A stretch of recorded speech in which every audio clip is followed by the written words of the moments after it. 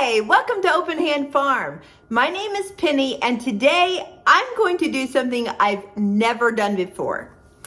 I have a very messy job ahead of me, so I'll definitely need my apron.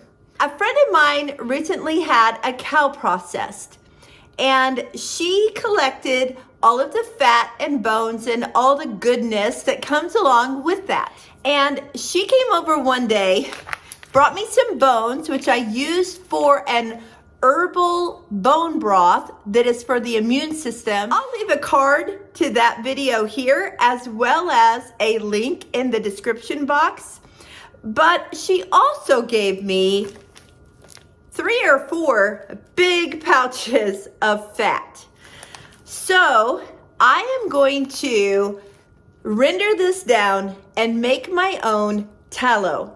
Now, these pieces, as you can tell, are really big. So the first thing we're gonna have to do is chop through this. This is frozen. I have heard that it's easier to cut through when it is at least partially frozen. I'm gonna try it completely frozen, and if we can't do it, we'll just have to wait until a little bit later, but we're gonna give it a try. I want you to know if you can do it when it's frozen as well. So let's get this chopped up. I'm going to put some gloves on to do this because it just sounds really slick and greasy to handle. And I sharpened my knife. Now let's see what we can do.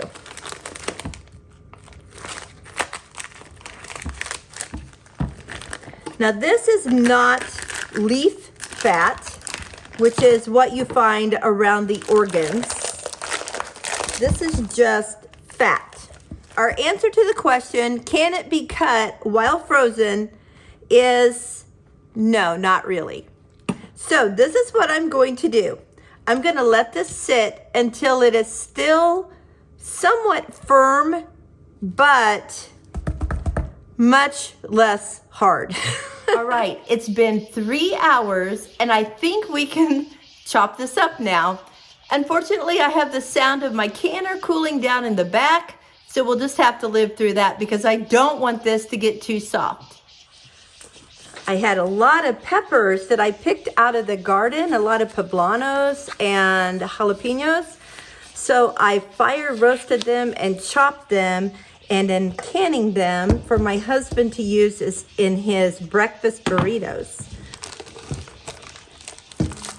Oh yeah, it's falling apart now.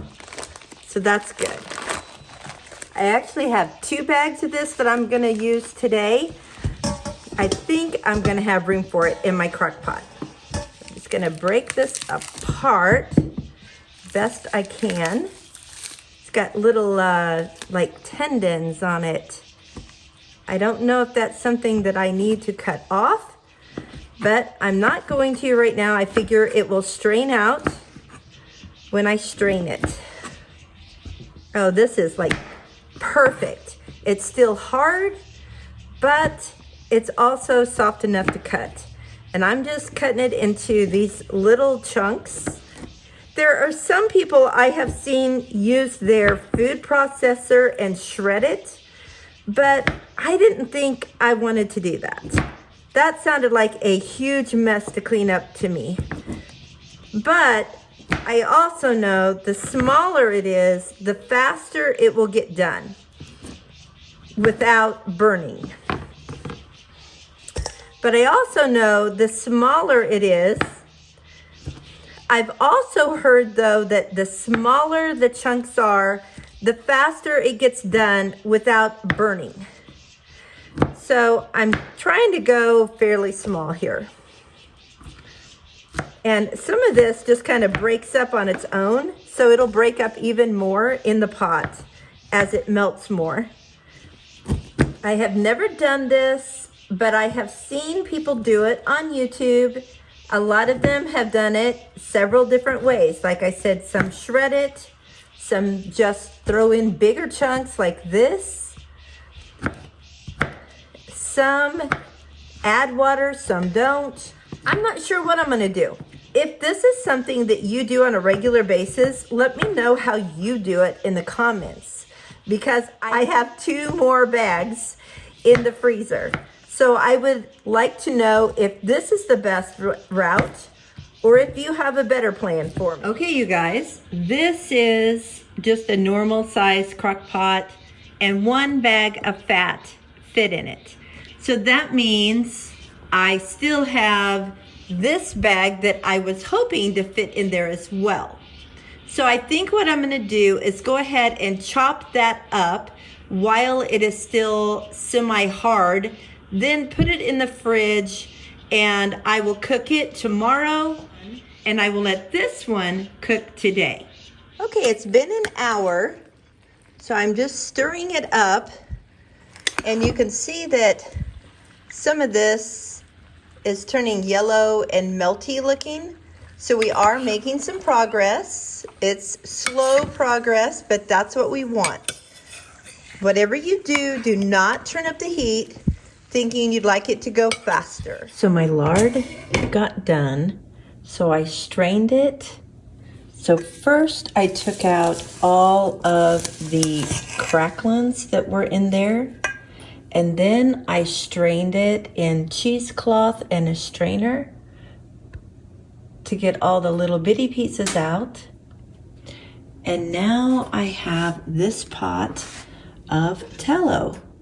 And because it is very hot, I heated my jars in the oven, and I'm filling them with the hot tallow.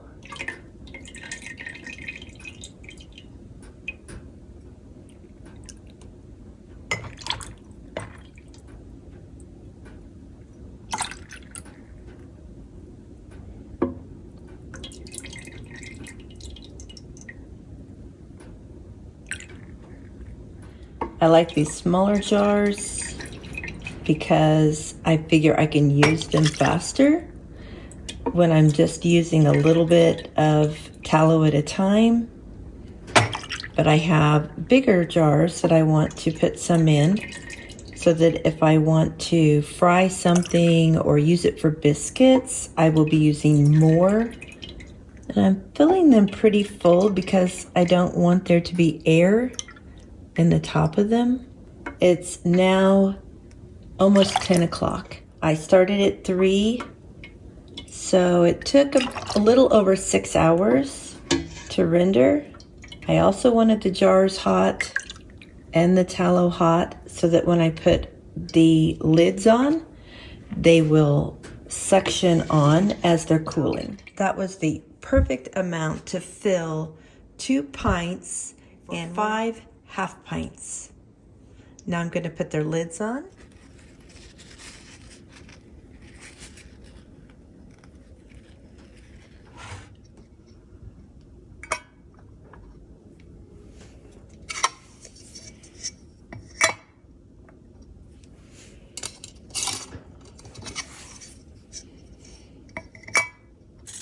And rinse.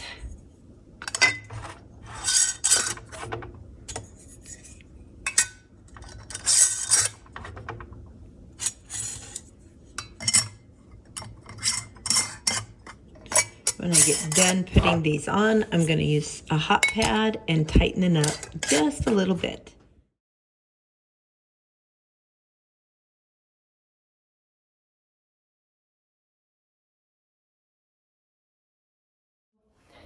I decided to go ahead and render that second batch of beef fat, but I'm doing it a little bit differently. I want to render it to be as pure as possible and hopefully to eliminate the beefy smell. So in order to do that, I went ahead and added the fat to the crock pot like I did before, except with it, I added 6 cups of water and 4 tablespoons of salt. Now the salt is water soluble, so it will not stick in the fat, so it will not make your tallow salty. But what it does is it helps to draw out the impurities from the fat. so that you have a more pure tallow. I actually put those ingredients in the crock pot and put the lid on and just let it cook all night. The only difference is that the little fatty particles on top of this tallow did not get crunchy and crispy. They were still soft and gooey like. I went ahead and strained it out and put the tallow in a bowl and put it in the refrigerator. So this morning, I am going to show you what we need to do next to make this as pure as we can. So here's what the tallow looks like this morning. And I don't know if you can hear this. There's water in the bottom underneath here. So what we're gonna do is just slide this tallow out of the bowl and pour off the water. It might be a process of doing both at the same time. There it comes. And lift this up because I want you to see this water. See the impurities that are in there? That's what we don't want in our tallow. Now, the top of our tallow looks clean and pretty, but let's flip it over. That is not clean and pretty. So what we're gonna do is we're gonna scrape this off. I'm just gonna use one of these baker's scrapers and scrape that off.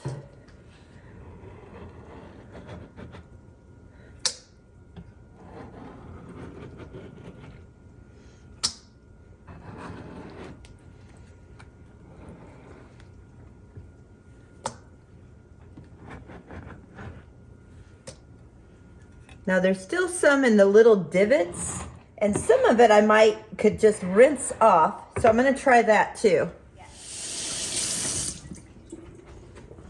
All right, that looks better.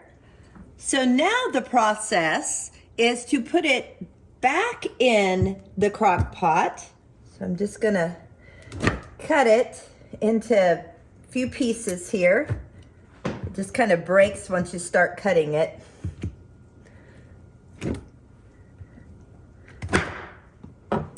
And I'm gonna smell this. It still definitely smells like beef tallow. I'm gonna put it back in the crock pot. And because we want it to be even more pure than this, we're going to add our water and salt again. I'm gonna add that. And then I will add 3 tablespoons of salt. Not quite as many as we added last time. And I'm kind of getting it down in that water. Okay, that's 1. This is a half tablespoon measure. 2. And 3. Now I'm just gonna put the lid on it and turn it on low. Again, always do low. And we're just going to let it all melt together and cook just for a little bit. We don't have to let it cook the amount of time that we did the first time around. We just want to melt it and let the water and salt incorporate with it. That's good. Okay, this has been in the fridge overnight and we're ready to dump it and do it again. I am seeing some of my salt here on top, but that will scrape off. I'm not worried about that. I've got a busy morning going on here this morning. I went and had coffee with my oldest daughter, and I've got beans waiting to be canned. I'm just waiting for my jars to warm up. I got a little bit of a crease here opening. Let's see if I can get the water to flow. I didn't want to cut it yet. I wanted to leave it whole, but it looks like I'm going to have to. So here we go. Oh, now I think it's going to lift. Well, half of it. Okay, let's do this. There's half. And there's the other half. Again, I got that pink Himalayan salt in there. And let's look at the bottom, see how it looks. Well, except for my pink salt, it looks pretty good. Get my scraper here, scrape the pink salt off.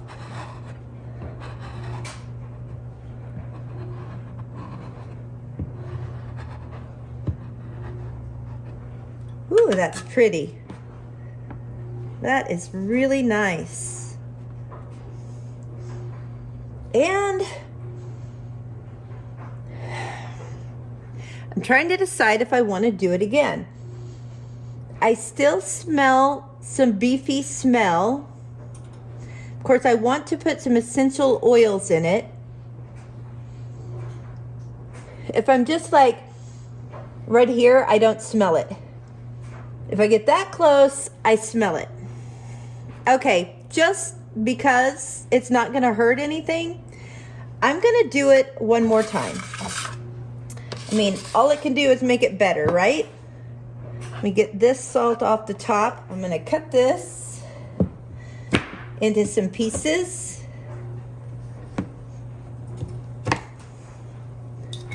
And put it back in the crock pot that has been washed.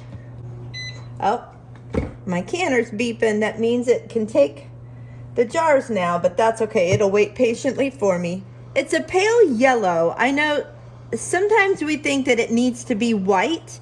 Your tallow will be a different color depending on how your cow was fed or the type of cow that it is.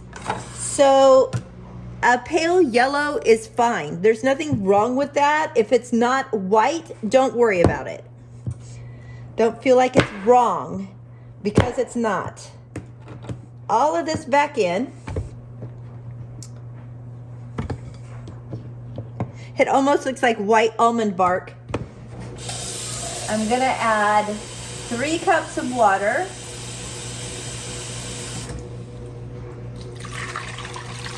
And 2 tablespoons of salt. It's not as much as I had been adding, but I don't think it needs as much cleaning now. So we'll let that cook down. I'm gonna put it down on low and set it aside and let it melt down. Let it go for about 20 minutes. Then I will strain it and put it back in the fridge. And the next time I see you, I should have a very nice, clean, pure tallow. Okay, it's time to see what our tallow looks like today. Looks beautiful on top. Let me loosen this disc. Now, we did not put as much water in it last time. But there is the water. We're gonna pour it out. And we're gonna lay our disc down and look at it.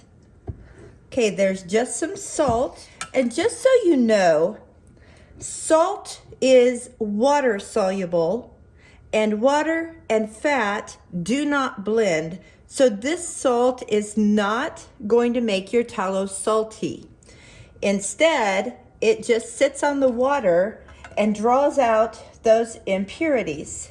Just gonna take this salt off. The salt was just kind of pressed in because of the pressure of the tallow sitting in the bottom of the bowl against the salt. It has not incorporated in it. I don't smell the beefy scent of tallow at all. Look how pretty that is. If I put my nose on it, yes, I can smell a buttery tallow smell, but not the beefy smell.